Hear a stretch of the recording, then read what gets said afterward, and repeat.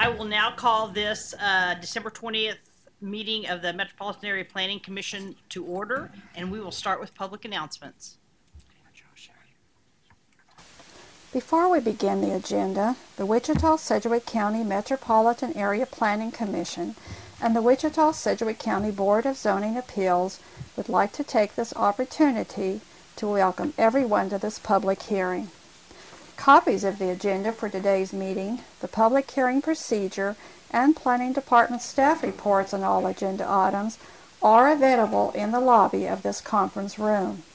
The Planning Commission's and the BZA's bylaws limit the applicant on a zoning, subdivision, or variance application and his or her representative to a total of 10 minutes of speaking time at the start of the hearing on that item, plus up to 2 minutes at the conclusion of that hearing. All other persons wishing to speak on agenda items are limited to 3 minutes per person. However, if they feel that it is needed and justified, the chairman may extend these times by up to 2 minutes. All speakers are requested to state his or her name and address for the record when beginning to speak. When you are finished speaking, please write your name, address, and the case number on the sheet provided in the lobby. This will enable staff to notify you if there are any additional proceedings concerning that item. Please note that all written and visual materials you present to the Commission and the Board will be retained by the Secretary as part of the official record. If you are not speaking but you wish to be notified about future proceedings on a particular case, please sign in on that same sheet. The Planning Commission and the Board are interested in hearing the views of all persons who wish to express themselves on the agenda items. However, we ask that all speakers please be as concise as possible and avoid long repetitions of facts or opinions which have already been stated. For your information, the Wichita City Council has adopted a policy for all city zoning items. A copy of this policy is available in the lobby. The City Council relies on a written record of the Planning Commission hearings and does not conduct its own additional public hearings on these items. The decision of the BZA is final. Any appeal of a decision of the BZA is to district court. Okay, well, with that, we'll move on to agenda item number 1, which is approval of the prior minutes, but we don't have any minutes, so we'll move on to agenda item number 2, consideration of subdivision committee recommendations. Item number 2.1, sub 2018-00041, one-step final plat, M&W's first edition. Is there anybody on the commission that would like to hear that case? Seeing none, is there anybody in the audience that would like to hear that case?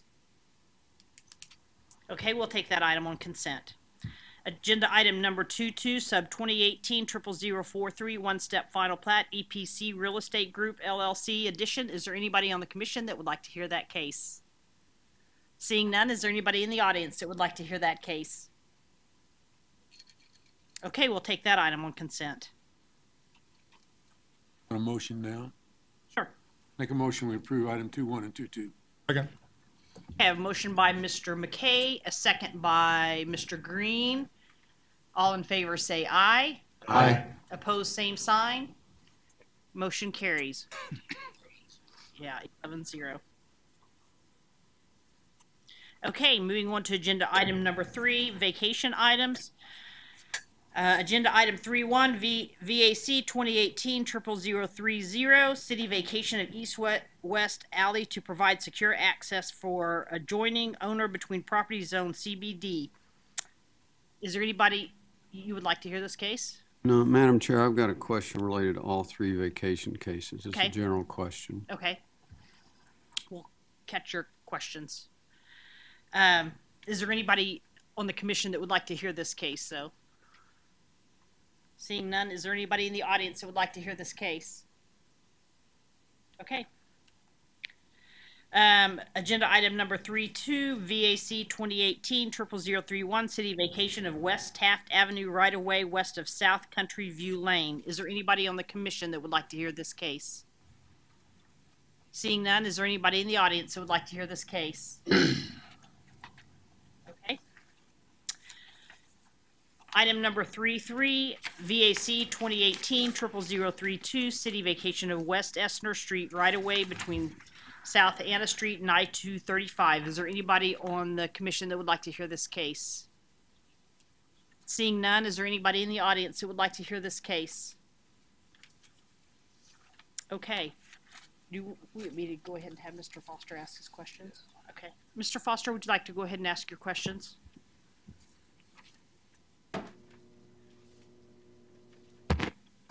Matt Williams, Associate Planner.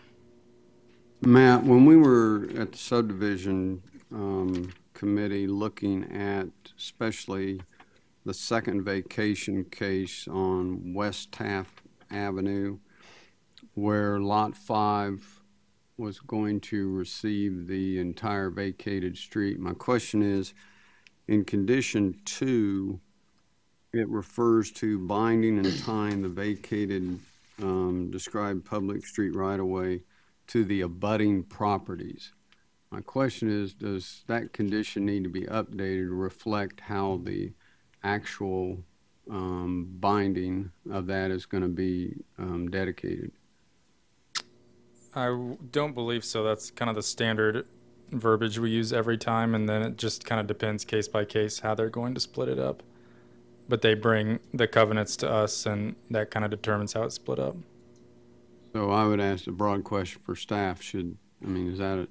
Staff doesn't make that determination. The vacated land goes back to wherever it came from. So if it was, a block where they took half on one side and half on the other, the whole thing then would split down the middle. But if it all came off of one side, then only the one side gets all of the vacated stuff, if that's the question. It also leads into, I just want to make sure on the other 2 vacation cases that the property or the applicant owned both sides, because both of those also went to adjacent properties. And again, it's up to the individual property owner to prove where that original dedication came from, and then wherever it came from, it goes back to. And they also occasionally will submit documentation to us signed by both abutting property owners that splits it up differently than that. Okay. But the standard condition allows us the flexibility to react to whatever paperwork they submit. All right, so whatever the applicant has presented then. Okay, thank you.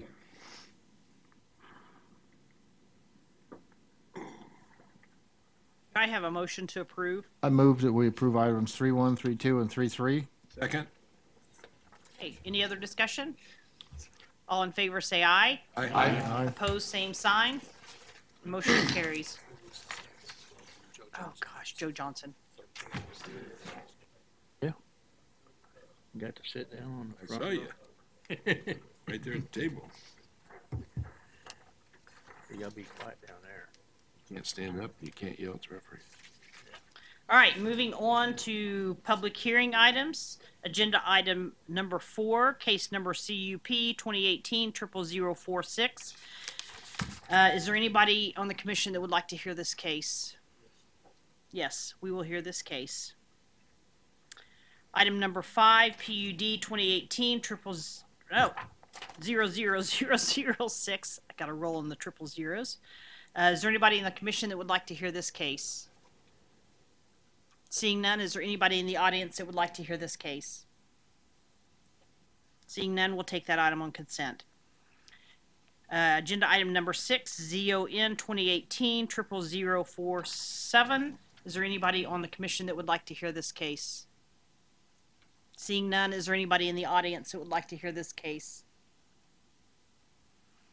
Seeing none, we'll take that item on consent. Agenda item number 7, ZON. Yes. She was kind of acting like, You're okay. Hey, you're good. right.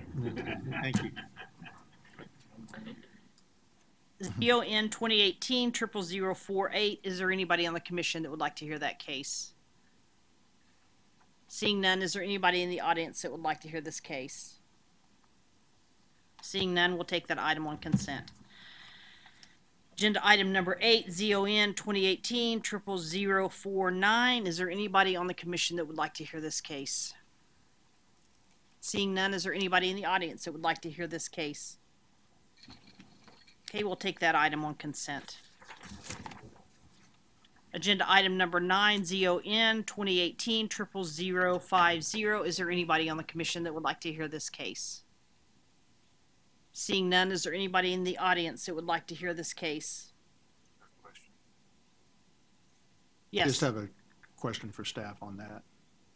But I don't need to hear the whole case. Okay. Yeah, just go ahead and ask it. I was concerned about is there going to be enough parking available for the business? Because I noticed that there was seating for 34 indoor and seating for 16 outdoor. I have a hard time hearing. I noticed on the site plan that there was seating available for 34 people indoor and 16 people outdoor, and I just wanted to make sure that there was adequate parking for those people. Yes, the site plan indicated that there was adequate parking for those uses. Thank you. That's all. I'd like to move for approval of item 5, 6, 7, 8, and 9. Okay. Okay, I have a motion by Mr. Joe Johnson, a second by Mr. Blick. Any other discussion? If not, all in favor say aye. Aye. Opposed, same sign. Okay, motion carries 13-0. All right, and then we have Scott coming up to talk about agenda item number 4.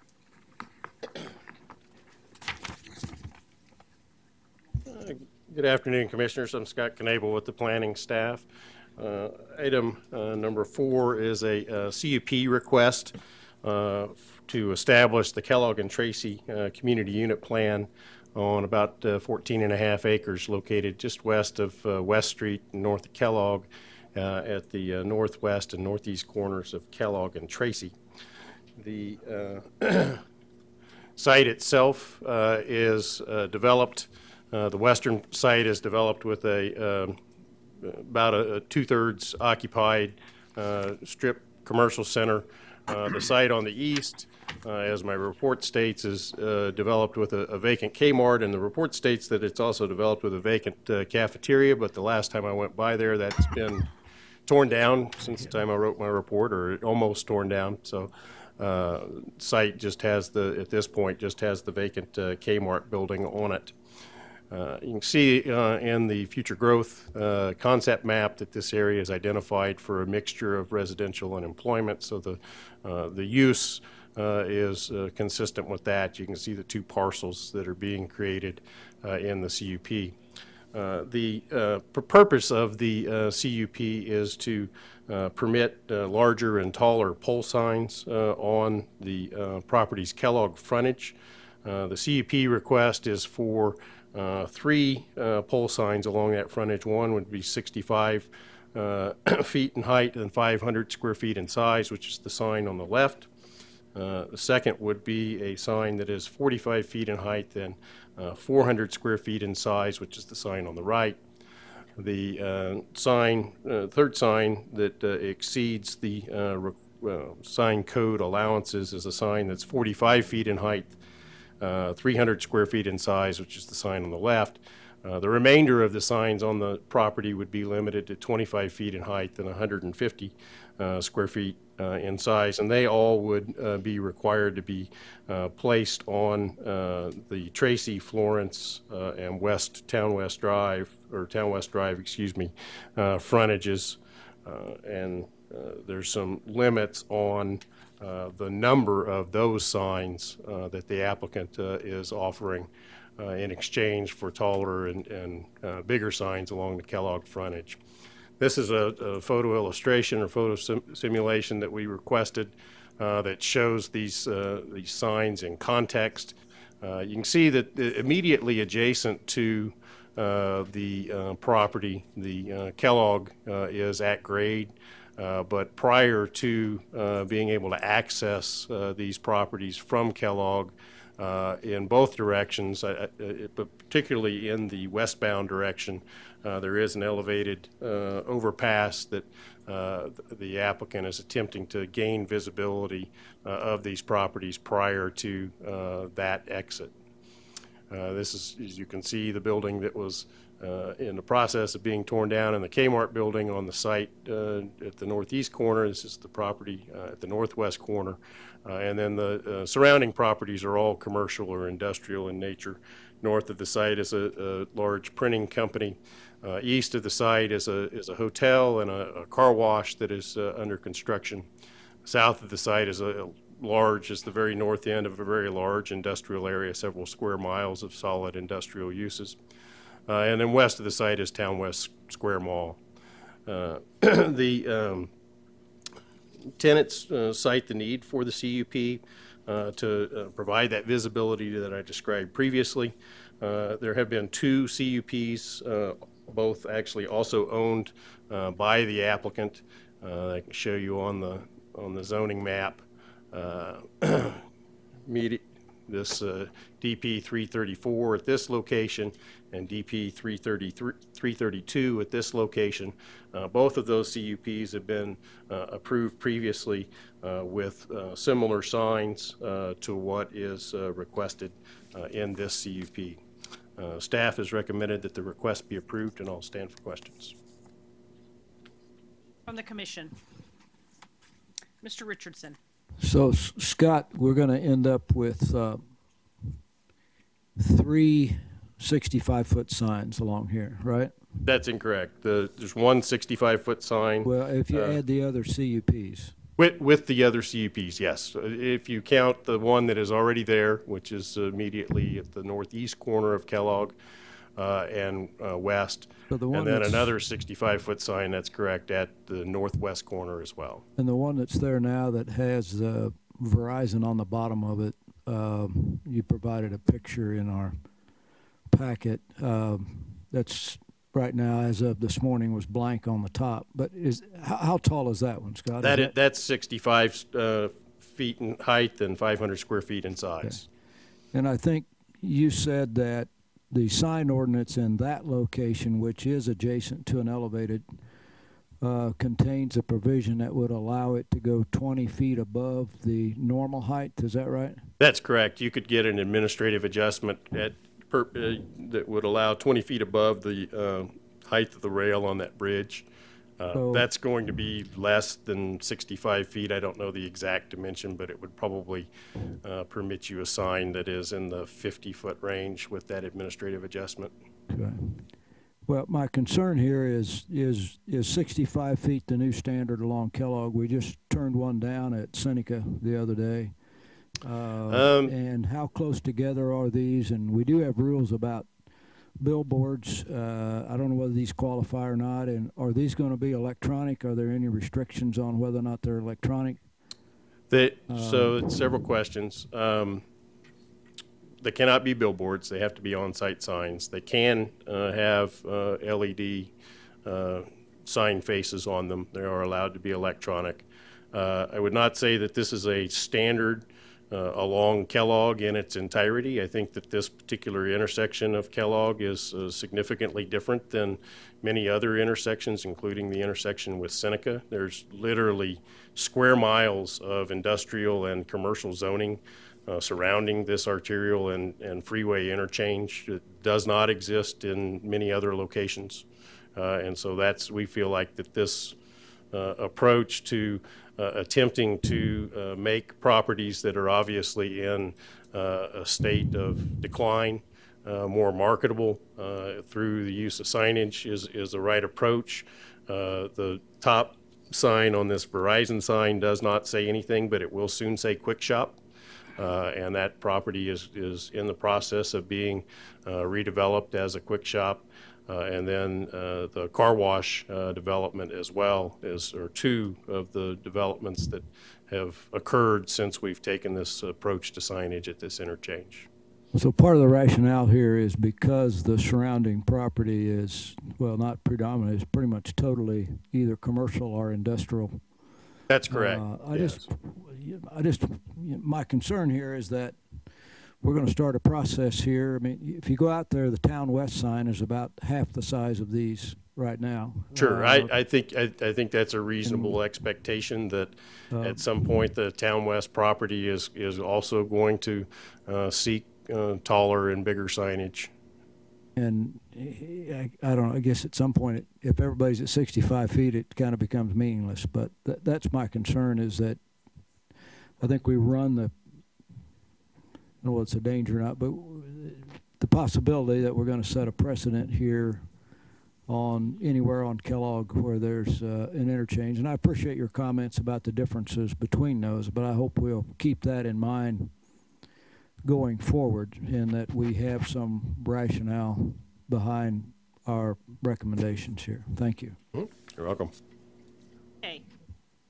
I don't think they were setting a precedent, because this, when they did the 54 highway Rock Road, Kim was one of the engineers for Rusty Eck Ford, and we went through the same thing then.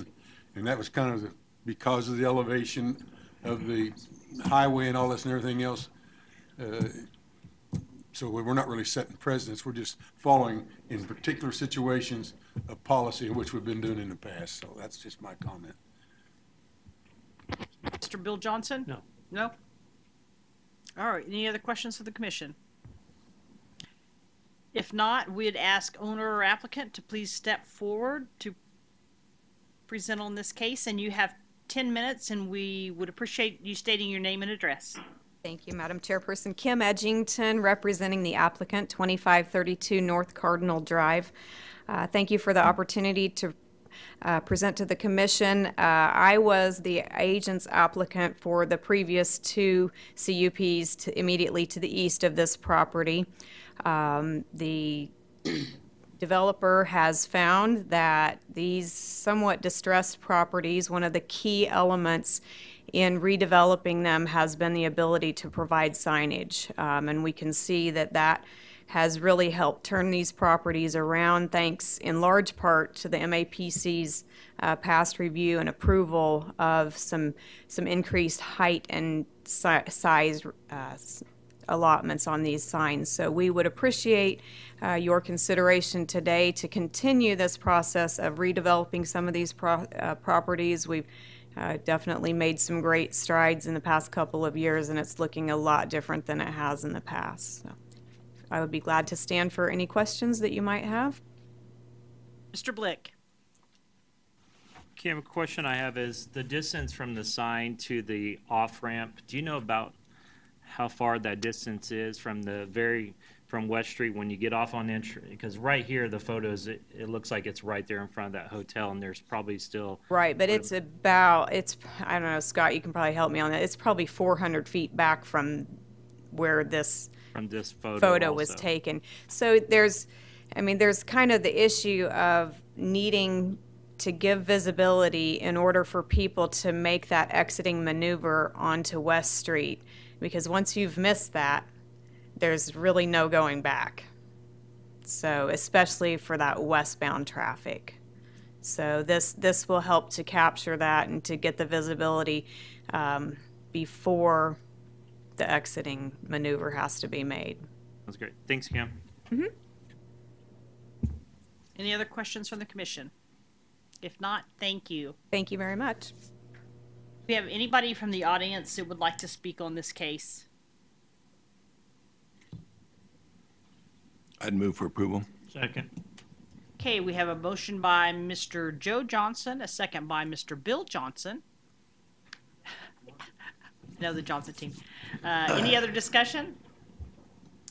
If not, all in favor say aye. Aye. Opposed, same sign. Motion carries 13-0. We need another mechanic. No, we don't. One's enough.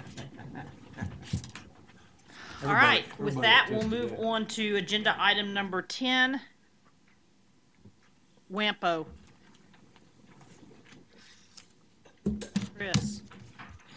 Thank thanks you. for coming Chris today. Upchurch. I'm a principal planner with WAMPO. WAMPO, the Wichita Area Metropolitan Planning Organization, does big picture transportation planning for the Wichita area. We're an intergovernmental organization, cover the whole metropolitan region.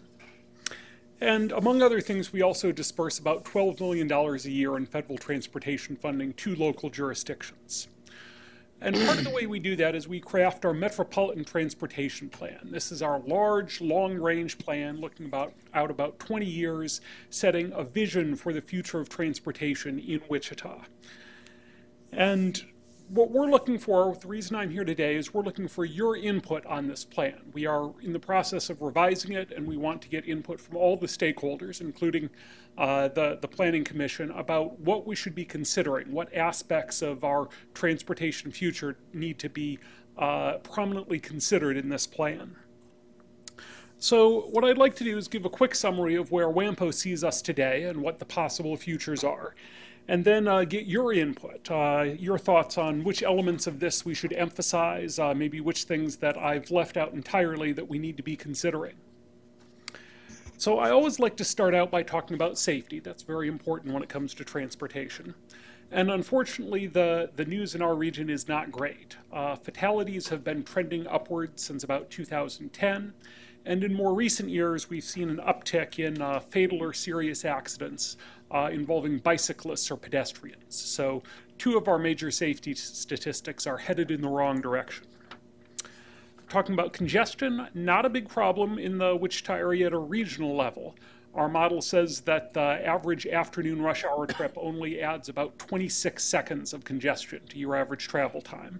That doesn't mean there are some localized bottlenecks, areas like the North Junction, for instance, that where things do get more congested. But at the regional level, we're doing pretty good. Can't talk about transportation without talking about funding. We don't see big increases coming down the pike in terms of federal transportation funding. That'll probably be pretty flat. And over the past couple of years, the state legislature has moved several $1 billion out of the Kansas Department of Transportation's budget to patch holes elsewhere in the state budget. And at least here locally, we're seeing that impact the ability of the state to deliver transportation projects in our region. And one of the things that affects is freight. We have about $48 billion of freight pass through the WAMPO region every year, and we're anticipating that that's going to increase significantly over the next 20 years. Finally, I want to talk a little about demographics. This is a very slow-growing region, less than 1% per year. And we're seeing an aging population. Older folks in particular tend to be retiring here in Wichita rather than moving to Florida or Arizona the way previous generations might have. And that's leading to big increases in our population of 65 and older. On the flip side, we're seeing younger folks, millennials and Generation Z, coming into the workforce, becoming adults. And both of these are combining to increase the number of single-person and childless households. You've got the empty nesters on the older end, and then on the millennials, they tend to be waiting longer to have kids, to get married. So more 1- and 2-person households. Another thing we see is the outflow of our most educated young folks. President Bardo of Wichita State likes to say our #1 export in Wichita is airplanes. Our #2 export is educated young people, and that has big impacts for our economy. Now, these have impacts on the transportation and on land use, sort of relevant to this group in particular. These single-person and childless households maybe don't find the standard suburban home on a lot as appealing, more interest in duplexes and multifamily housing. And that has impacts on transportation in terms of what we need to provide in terms of walkability and transit. We also have more non-drivers, either older folks giving up their driver's license or younger folks who are taking longer or deciding not to get a driver's license at all. So looking to the future, what does this mean? Where are we going? One possibility is that these changes in demographics lead to sort of an urban renaissance, more development in the downtown core, maybe outlying town centers. Funding could have big impacts on our future if the funding situation gets worse. Well, maybe on one hand, folks here locally will have strong regional leadership and come up with a local transportation funding source. On the flip side, if we don't and we see bigger cuts at the state and federal level, maybe we're going to have less money to spend on transportation projects, and that's going to impact what we build in terms of transportation, what we do in terms of land use, how we develop if we don't have resources to come in and add transportation around development that's gotten approved. Finally, there are big changes coming down the pike technologically, things like automated vehicles, cars that can drive themselves, but also non-transportation changes that are going to affect transportation, things like people working remotely. That entirely takes commuter trips off the road and has a big impact on our transportation system. So that is my very brief capsule summary of where we see the region now and where it's going. What I'm interested in hearing from all of you is what do you think the future of our transportation system needs to look like? What should we be considering as we do this plan for the next 20 years? Foster. One of the first items you mentioned in the planning process was safety. I'm curious, what are the recommendations related to that ought to be in this plan? Well, we're very early in the planning process. We're just trying to get an idea of what we need to consider and then delve into that more in detail. In terms of what that could look like as we move forward, there are things we can do in terms of projects we build, prioritizing safety projects, maybe allocating dollars specifically for that, which is not something that we're doing right now at the local level here. Also sort of the kinds of things we do, maybe getting beyond your sort of asphalt and concrete type projects into some educational efforts. You know, a very large portion of road safety is really affected more by educating people than by what we build out there in terms of the physical system. So maybe encouraging our jurisdictions to come to us with educational efforts that'll help people be safer drivers. Also leaning into the technological things. Some of these technological changes I talked about, especially autonomous vehicles and connected vehicles, more sensors in vehicles to detect pedestrians, for instance, potentially have very big impacts on safety down the line. And those are things that we can lean into and build local projects that will connect up to those sorts of systems.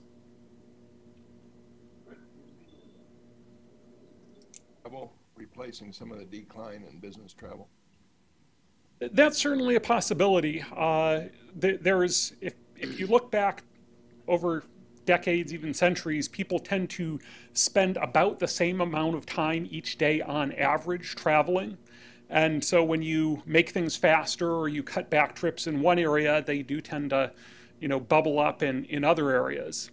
That still does have impacts on the transportation system, though, because our commuting and business type trips tend to be very concentrated in time, especially in the morning and the afternoon, whereas the leisure trips are more spread out throughout the day, throughout the week. So if you have more leisure trips, you don't see quite the same sharp peaks in the morning and afternoon rush hour. So that's definitely a potential, but it will change the transportation system. It won't just be like a one-for-one replacement. Mr. Richardson. Chris, at a sort of a 50,000 foot level, can you give us a little overview of WAMPO, and does that have a board, and who sits on that board, and does MAPC play a part in that? And I don't find much on the city's website about WAMPO under information about. I think it would be helpful maybe if you all to put something there, or maybe I don't know how to find it, but well, just from an organizational point of view, can you help me understand how this all gets put together? Sure thing. We're an intergovernmental organization, so our members are jurisdictions from around the region. That includes the city of Wichita, the county, all of the smaller suburban cities. So we're not part of the city of Wichita. We're this sort of bridging organization. Our board, the transportation policy body, is composed of representatives from those jurisdictions. We've got 4 county commissioners, 4 Wichita city councilors, and then mayors or city administrators from many of these smaller jurisdictions. We also have at a sort of a staff level our Transportation Advisory Committee, which does include a representative from MAPD on it that sort of provides the technical expertise to that policy level board, which is largely elected or appointed officials. Thank you. That's helpful. Chris, there's a couple of areas I really have more questions than ideas on what we need, where we need to go. But one of them is traditionally public transportation has been kind of a low priority because everybody owns their own car. As we go forward, I sometimes wonder people have their own car because of the lack of public transportation? Is public transportation any idea of where the future lies with that? Is it something that we'll need to look at more as we go forward, or not? Well, there's no question that Wichita is very automobile oriented, I'll put it that way. And we have very high rates of personal auto ownership. There's sort of a chicken and egg issue here. People own their own cars because well, let's be honest, the transit system is not all that great in Wichita, but the transit system is not all that great in part because everyone owns their own cars. I definitely think we'll need to think about it moving forward. We've already got a lot of interest among some of our outlying cities about regionalizing the transit system, taking it out beyond just the corporate limits of the city of Wichita. So we've got interest there from a wide variety of our communities. Like I said, these demographic changes could lead to more of an interest in better transit, particularly as we get if we get the denser development that can better support transit. It's a lot easier to provide good, high-quality transit to areas with lots of apartments and multifamily housing than it is single-family homes on significantly sized lots. So I definitely see some changes there. I think the big question is how the automated vehicle thing will end up relating to transit. Are they going to be separate and we have one sort of Uber, Lyft automated vehicle type system and then a traditional transit system running big buses? Does our traditional transit system change to embrace some of these automated technologies? It's a very interesting time to be planning for transit systems, I'll put it that way. Second question is not that far off of that, but it has to do with changes that we see on both the east and west coast and also in much larger cities. But the electric car, it's not a big thing here, but certainly I've got a son who lives in Sacramento, and it's becoming a huge part of their economy out there. Is that part of our planning? What are we looking at 10 years from now, 15 years from now? Yeah, I think it's definitely coming. In some ways, how it affects our local transportation system here sort of depends on what form it comes in. If it's just sort of a one-to-one replacement with a traditional gasoline car with a electric car that's the same except for the power source, it doesn't necessarily have a huge impact on the planning side. But I think we'll see other changes come along with the electrification.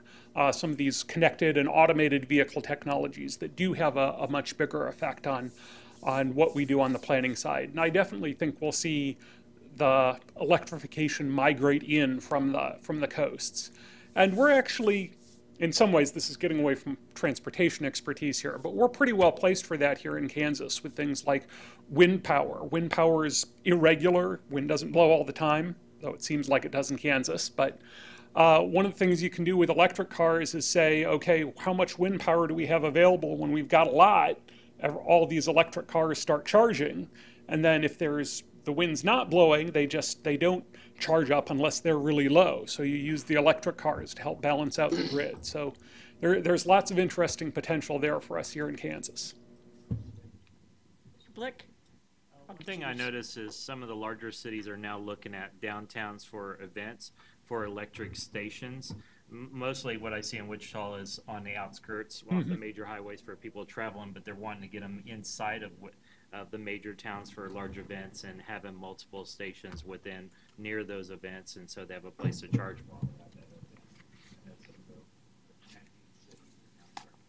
Yeah.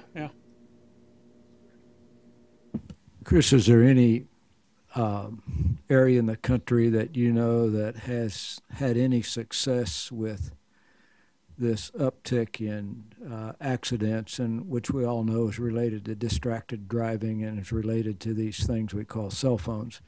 Is there anybody on the forefront there that's having any effect? I mean, besides somebody who can make your phone blow up if you talk while you're driving. Is anybody? I assume a lot of people thinking about that. Is there any progress? I can't point to any area and say they're doing dramatically well. There's lots of places trying different things, and some of it's just a tug of war with people. phones are addictive. Everyone wants to stay on them, and they're engineered to sort of grab our attention like that.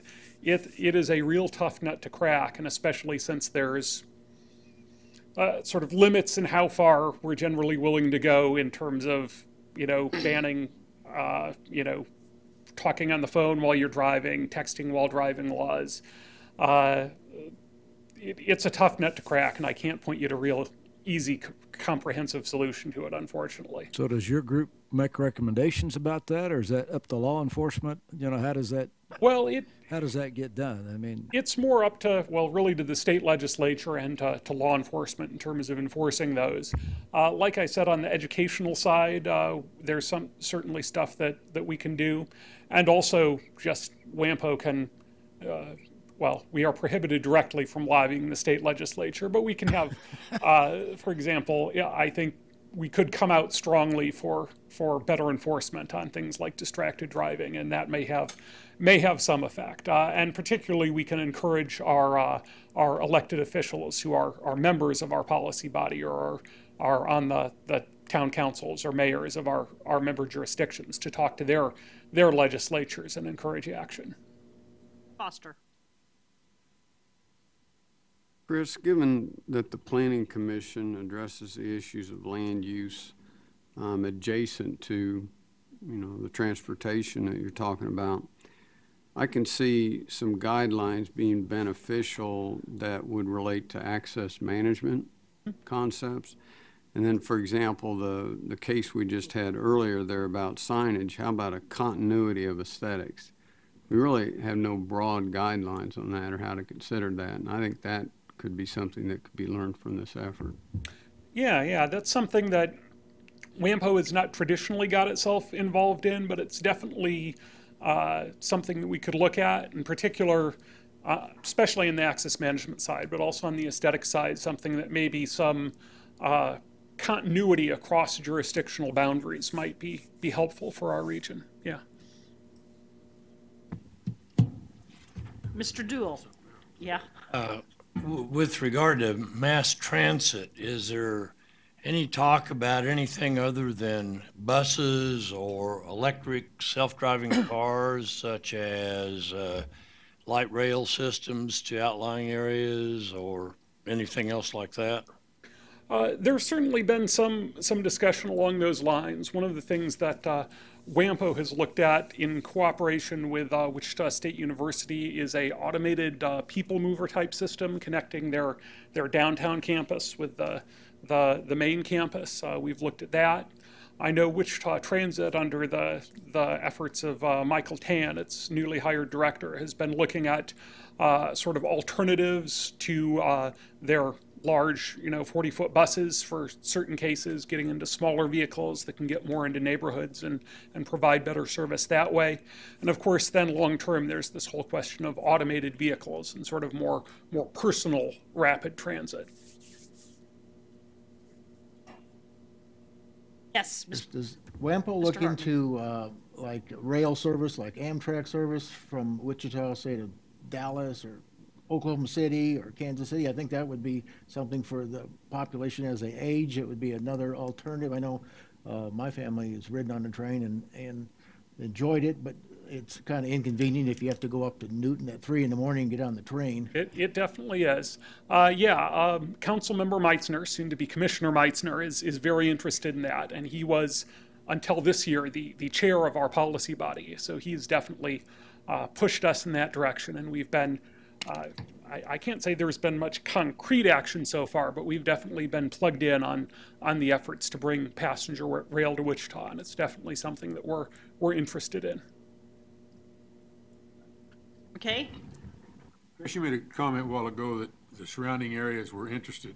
Have we done a survey, or are we just guesstimating or estimating if they really want that that transportation communication back and forth between the city?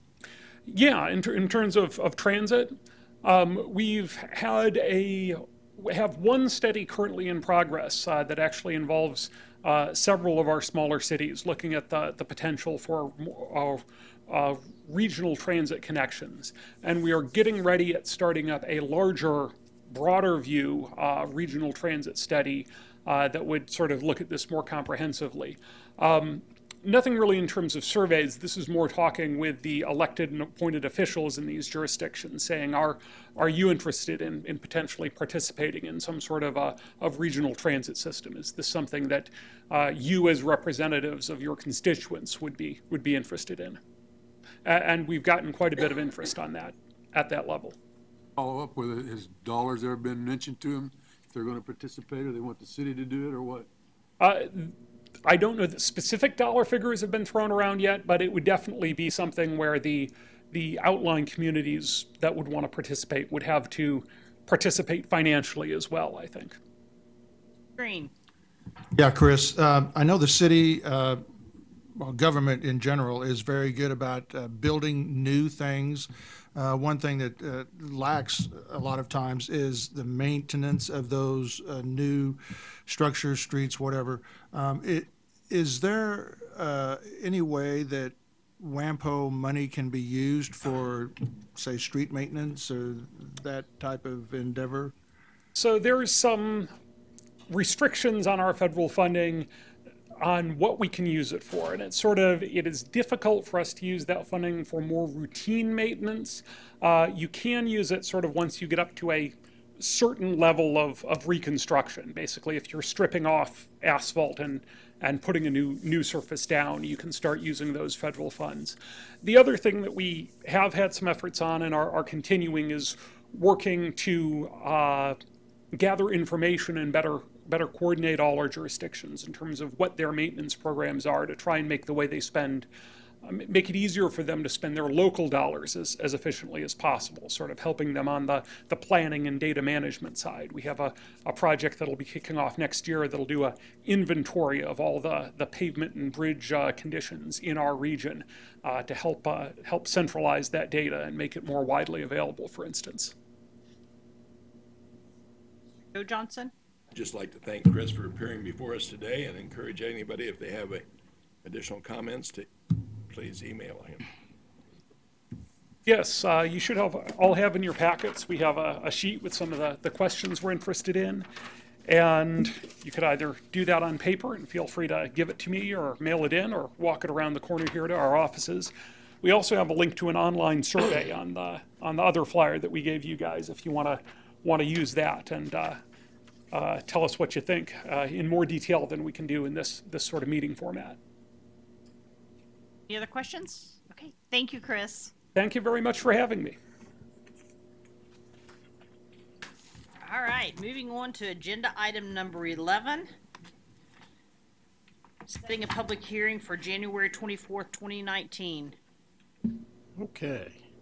Well, I can describe this to you, or you guys can just vote to set the public hearing, whatever your preference is. Move that we take the recommended action. Second. Okay, I have a motion by Mr. Green and a second. Who was the second? Johnson. Mr. Bill Johnson. All in favor say aye. Aye. Opposed, same sign. Motion carries 13-0. Moving on to agenda item number 12. Item number 12, again, I'm Scott Knable with the planning staff. The December 13th Subdivision and Utility Advisory Committee meeting, the committee voted to recommend to the full Planning Commission that the staff be directed to look at some issues that they see with what they're calling large subdivisions that have 200 or 300 lots that are being developed with a single point of public access and then a secondary point of emergency access. There were some concerns with that about just the sheer number of vehicles that are using the public access point, but also the fact that the emergency access point is limited, or at least the only operating department that has direct access to that is the fire department. So the committee recommended that the full commission direct staff to study the issue and return to the committee to discuss the findings of the study. So with that, I'll stand for questions. I move we take the recommended action. Okay, so I have a motion by Joe Johnson and a second by Mr. Hartman. Is that correct? Oh, Mr. Florence. Okay, all in favor say aye. Aye. Opposed, same sign. Mr. Bill Johnson, did you have a question? Well, I'm just curious what you're going to direct staff to do. Study. I would think we'd have to have something that's not working, which I don't know. The only part of this whole thing that really I see needs to be looked at carefully has to do with emergency access, fire, city, police, EMS. I can see where that'd be an issue, but the way this plat was set up and directed, or we approved it, that we used as an example, don't take this wrong, it met all the requirements, and after it's got so many lots, there's got to be a signal intersection in and out of it. And in doing some checking, I understand that these large subdivisions that's got more than one way out, the theft rate's considerably higher than it is the ones that's got a single access. And I'm not a thief, so I don't know what they like or don't like, but if it's safer in them subdivisions, I want to take that into consideration. Mr. McKay. If we're going to have the staff look at something, you know, I've been around in the development business for a couple of years, and there's a tremendous amount of subdivisions in the city of Wichita. They have one excess in and one excess out, but they have interlooping streets, they have emergency exits. And I would hate to try to say we're going to reinvent the wheel, I guess you might say, for large subdivisions. 95% of all the large subdivisions takes a minimum of 10 years. I mean, 10 years before they're even coming close to being finished. You know, one of the owners of Auburn Hills, and we started in 95, and we still got lots. So it doesn't have just the one entrance and the one exit in and out of it. But if we want to direct staff, and there is a problem with the emergency, then I'd say that's what we direct the staff to do so, and not rewrite the whole subdivision regulations. That's my opinion as far as directing the staff, because they could spend tons and tons of time trying to figure out all kinds of different things to do. And somebody said, well, let's look at the other cities and see what they do. Well, I guess that's fine, but I don't know that that's necessary. I mean, what's not good for the goose may not be good for the gander. So. Mr. Joe Johnson. We could do it in two parts. Maybe we could have staff identify what the problems are and bring it back to us, and then we could direct them on what to study. Mr. Richardson. Well, what precipitated this was the staff said that a number of years ago we eliminated any maximum number of lots on a single entry. So we have no policy to go by at this point, and we thought it might be helpful to have something, you know, and maybe it's 400 lots. I don't know. You know, Mr. Johnson makes a good point about we plan for traffic signal and those things, but right now we're kind of flying blind because this got eliminated some time back, I guess, as to the maximum number of lots. And so that's where we're coming from. At this point, then, for clarification, what I would say is that if the motion is approved as stated, we would then compare what we're doing today with in our current subdivision regulations with no maximum, just each individual plat is reviewed on its own merits, with what other communities of similar size of Wichita are doing with respect to if they have a maximum number of lots before a second entrance is triggered. And then we would also take a look at how they handle emergency access as the two items that we would focus on. And unless there's further instruction, Scott, does that cover what you think? Yeah, that was the intention. That was what we intended to do. We haven't voted on the motion yet, right? I called for the vote. That's approved. So does the motion limit it to those two things? Based on what was discussed at subdivision and what we are understanding the motion to be. Mr. Bill Johnson. I think that thing, it's a little bit different. I don't know that staff has a problem with the way it is today. I think it's more directed from us. Is that correct? Staff implements policy, so but I mean, yeah. you hadn't seen anything wrong with the plat that we approved several weeks ago when this item come up? Like I said, whatever the policy is what we enforce. I think it's fair to say if Dale and I were sitting on that side, there would have been some different votes. Yeah, but one of the main questions, and it's entirely up to you, it had to do with emergency access and how the locks work with the fire department and EMS and police.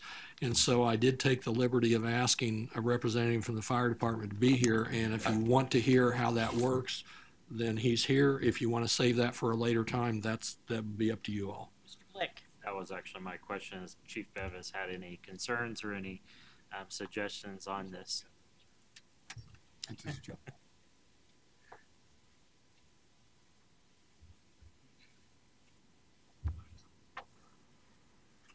Thank you for coming. Thanks, Dale, for throwing me under the bus. Chief Bevis, Fire Marshal, Wichita Fire Department. Talking a little bit about the subdivisions. From the fire code, what it requires is once we have more than 30 dwelling units that are going to be served off of one entrance, we have to look at a second entrance. But it requires for emergency access only. It doesn't have to be public entrance. I understand there's arguments for that one way or another, but sort of like what Dale was saying, we don't set policy, we just follow policy. Well, the code, that's how it is. It's for emergency access. And so that's why we have the gates. Talking about the gates, how those are secured, we give them several options, but one of the things they talk about is what's called a Knox lock. And that's a very, very controlled thing. We have a contract with the Knox company, and those keys belong to Knox. Only Wichita Fire Department personnel can utilize them. Years ago, we shared them inappropriately with our brothers and sisters at Sedgwick County Fire District number 1, and we fell into some issues because keys came up missing. And when those keys go missing, it's a very, very sticky situation. So that's the question is, well, fire, EMS, and PD don't have access to the gates. We also have to look at the reason for the dual entrances. It's really because if that one entranceway for that subdivision becomes blocked, we typically think of a major car wreck, a conflagration, anymore, a plane crash or whatever. If we have another way to approach that so we're not bottlenecked, that's the key. And if anything like that's going, PD and EMS are not there without us. And typically, for those kind of emergencies, we're going to be there long before and long after they're there. So I never have seen that as an issue. We have the same thing on buildings. There's a Knox box to get into this building. There's only one entity that has those keys. Not even the building owner has the keys, only the Wichita Fire Department. So that's what we look at. And actually, to be honest with you, what we tell owners when they put gates up, we'd rather put your own padlock on it and put a chain on it. Because our guys and gals would much rather grab their bolt cutters and cut a link on the chain than try to we have those Knox keys secured. To find those and unlock them takes more time. They'd rather cut the link. But honestly, EMS and PD, do they carry bolt cutters? Not typically. But I really, personally, from my experience, I don't see that as an issue because the whole reason for it is if that gated entrance is needed because the main entrance is blocked because of a huge safety issue. Questions from the commission? Thanks for educating us on that. No problem. Happy to help. Dale, did I cover everything? Mr. Foster. The concept of starting with 30 lots as your basis point for needing the emergency access, and here we're talking about one that had 330.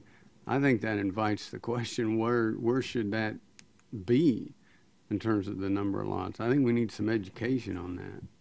Well, like I said, the IFC, and I actually looked into this when Neil was starting to do a little bit of research, and all the way back to the 1997 Uniform Fire Code, that one didn't mention the access at all, but every code since then, the 2000 IFC all the way up to now, all has the 30 lots as the beginning of the need. I'm not sure what math they did to come to that. That's only talking about dwelling units. So one thing Neil pointed out, if you have duplex lots, that's actually 15 duplex lots because you have 2 dwelling units on each lot. But we have to look at it, and Chief Fromey and I are looking at this. there's other rules that those two entrances are supposed to be a distance apart, half of the diameter of the measure of the diagonal of the subdivision, so to speak. Well, there's some of those, when we look at these, I always say the wrong term, either middle 80s or inside 80s, and they're a big rectangle. How do you do that when you're not developing the piece to the north, south, or the east? It's really, really hard to do that until those are developed. That's another part of the code. If by a fire code official we look at it and we say, hey, in the future they have these stubs sitting there, but then it really comes to staff when those other pieces of land are developed that those connections are made. Because I know we've seen that before in subdivision where we've looked at them and we go, hey, this connection was not made for some reason, and now we have this island community with 40, 50 lots in it with only one way in, and that really does make me feel icky, for lack of a better term, because we do have those things. And one of these, we actually had a bus car accident between a truck and a bus, and everybody in that subdivision was trapped for about a half hour or longer until that accident was cleared up. Luckily, nothing else happened, but that was one of those instances where, for whatever reason, those future connections weren't made. And I know we've talked with staff, and they're trying to eyeball those pretty closely now. Questions from the commission? Thank you for being here. Thank you. Now what? Now what, gentlemen? A question Vote on to the ask. motion. Vote on motion. I have a question to ask. We go to motion. Been moved and Mr. seconded. McKay. Staff does their due diligence on this. Do they want input from the development community? We voted it. As they deal with them constantly? Yes, what we would do is we just check with other communities and then bring it back to the subdivision committee as a public discussion point. We can certainly meet with the development community. Well, that's all I'm saying. You're talking about something that determines their livelihood.